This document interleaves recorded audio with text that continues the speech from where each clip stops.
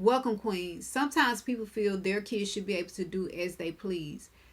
But here's the thing, kids don't own the street and they shouldn't play in it. And still, their parents can take offense and want to fight and act a fool.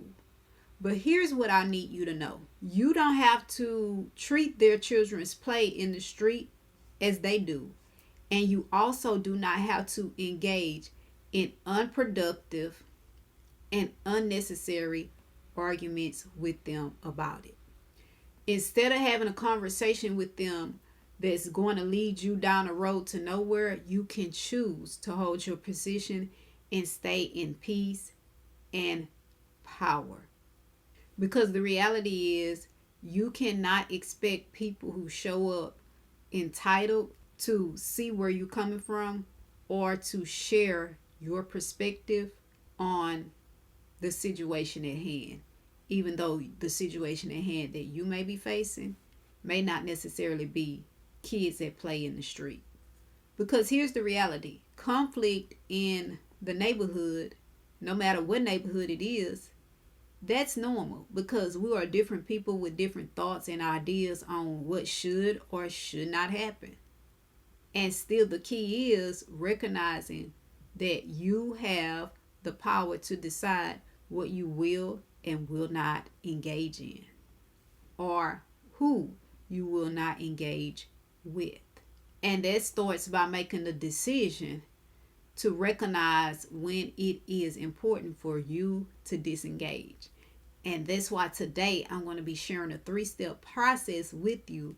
So no matter what the situation is as it relates to dealing with conflict, you can have a framework to take conflict through to see if there is a possibility that you can come to a resolution and a solution, or if it's just best for you to leave this person in the state and space they showed up in and go on about your business so that they don't disrupt your peace and cause you to lose unnecessary sleep.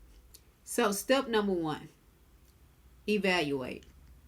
Does this person have a reason to be angry? Do they have a reason, meaning a legitimate reason on why they may be reacting the way that they are? Is it fear? Is it safety? Do they feel you disrespected them? Is there a clear-cut why that you can see that could be the root of the issue? Or do they just want you to show up the way they want you to? Do they just want you to act and behave according to their standards on what they feel is appropriate for you to do?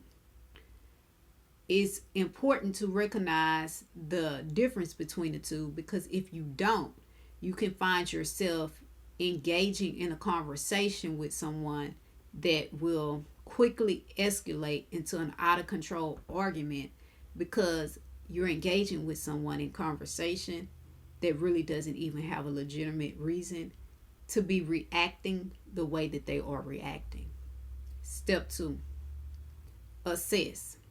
Once you determine where they are, once you're able to locate where they are, meaning if they have a legitimate cause for why they are reacting the way they are reacting versus them just showing up feeling entitled to have everything go their way, then you can determine what is the next best step. Meaning, would having a conversation with this person be productive? Would it be impactful? Would it get them to a place and state where you could see where they were coming from and they could see your perspective as well? So what I'm sharing with you here is this is the step in the process where you assess if having a conversation with them is valuable. Is having a conversation with them a valuable thing for you to do with your time? Because some people, they just want to stay in conflict and have chaos.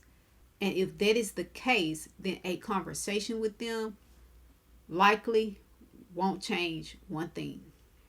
But on the other hand, if you could see that it's possible, having a conversation with them could bring clarity and calm the situation down, meaning calm their reactive state so that they can see and hear your perspective and be able to engage with you in a different way so that you all can get to a resolution or a solution, then yes, a conversation may be the next best step.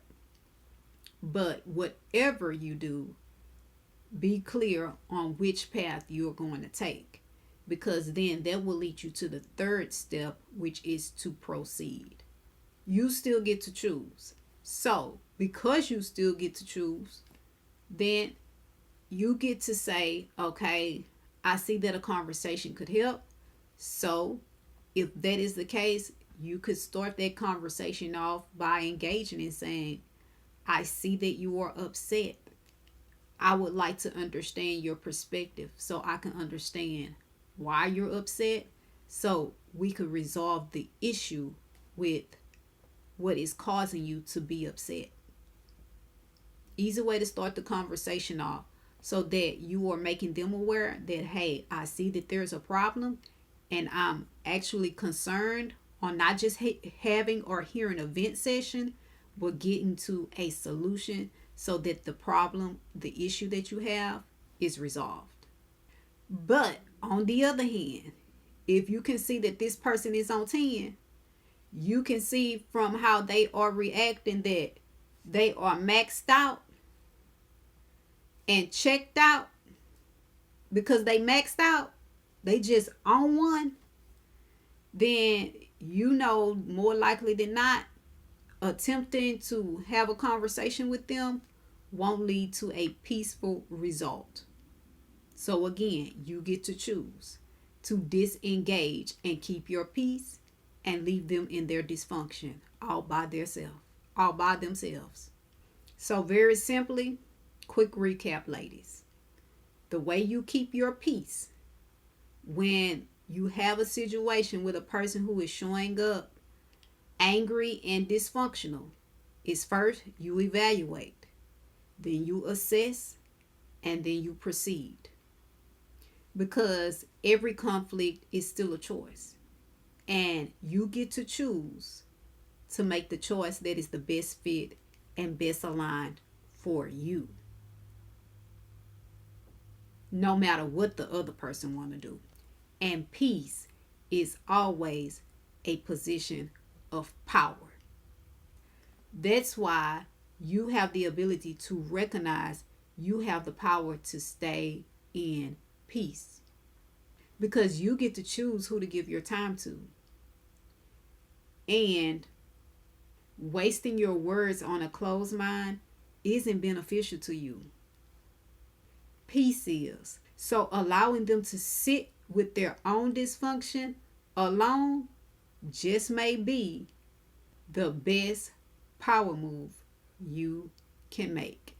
As always, I'm Coach Sam, telling you that 24 hours doesn't seem long, but in 24 hours, you can change your life. So go ahead and do something life-changing now.